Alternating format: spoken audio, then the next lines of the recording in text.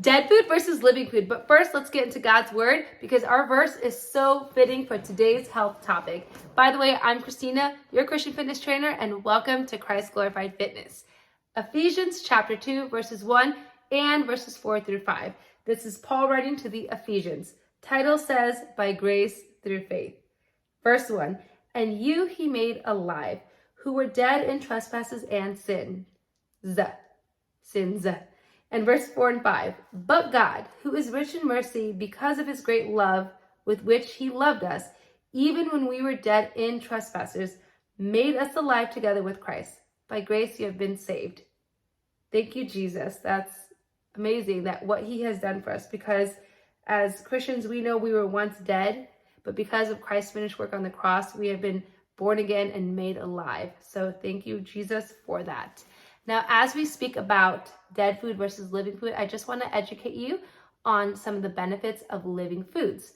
Now, living foods help your body produce and activate its natural occurring enzymes. And enzymes are so important because enzymes are necessary.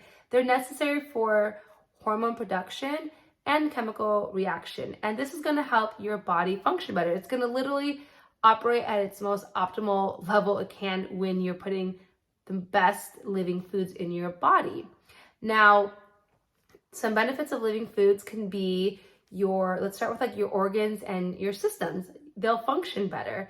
When it comes to your immune system, it's going to be more stronger, more effective. And it can also help with balance out your hormones.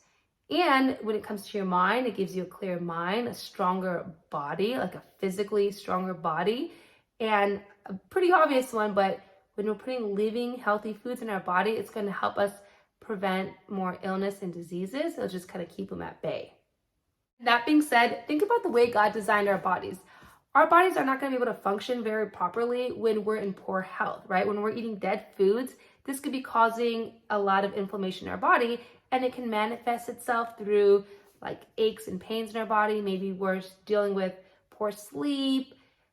Maybe we're really tired all the time. Our hormones are imbalanced, lots of brain fog. Maybe we're getting sick a lot and we have a lot of diseases. These can all be contributed to a poor health, which would be a lot of the dead foods.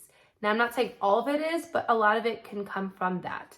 So when we're eating dead foods, well, what is dead food? So dead foods would be the foods that are not in its most original state. So think about like processed foods, canned, refried, oil, fast foods. These are all like dead foods. There's very little to no nutritional value in it. And then when we kind of go in the middle ground, I'd say like meats and cheese, things that have been processed, but maybe not like as bad as like something that's canned and fried, but still meats that have like hormone injections and they've added preservatives.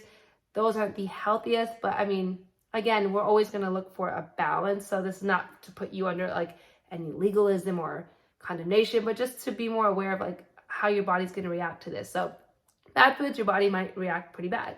Living foods is going to give you more life. So pretty much the name is in the word live and dead.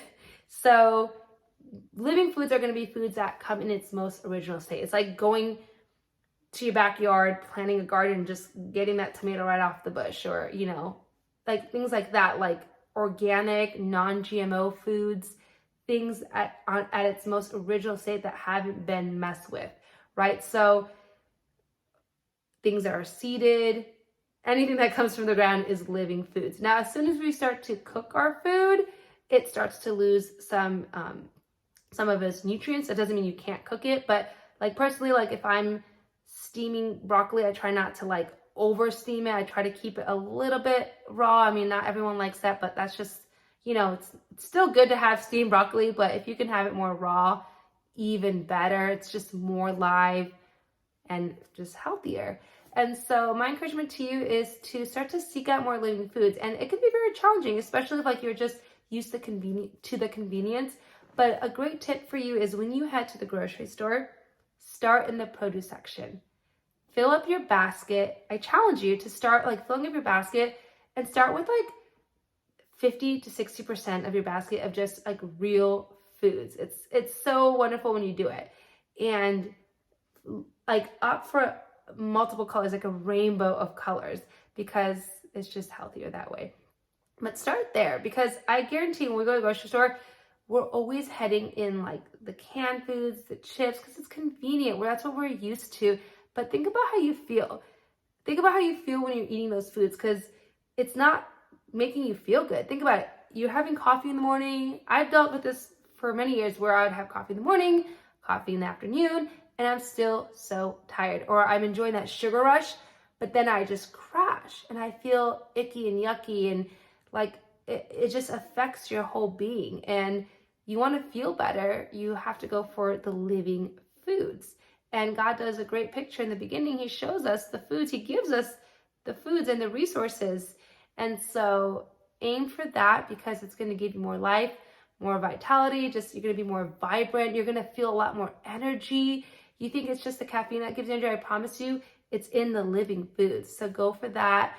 And I just pray that this video helps and encourages you to go towards the living food. And it could be a slow transition. It doesn't have to be automatic. Like start with 30 to 40% of your basket if you're used to 10%, and then start to increase and start to make it a point to head to the produce.